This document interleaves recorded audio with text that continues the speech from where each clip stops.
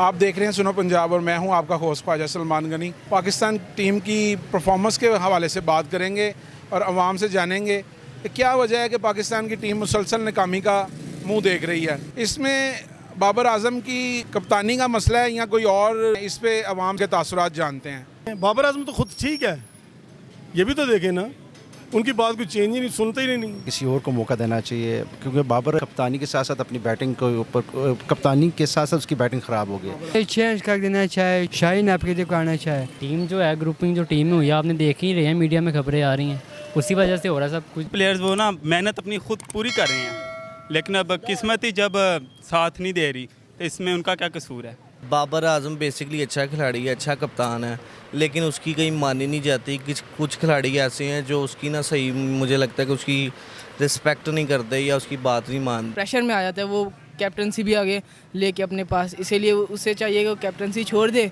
और अपनी बैटिंग में परफॉर्मेंस करे। बाबर आजम की कोई भी नहीं मानता, अगर उसकी माने ना तो सब कुछ ठीक हो जाएगा। बाबर अपनी परफॉर्मेंस अच्छी दे रहा है।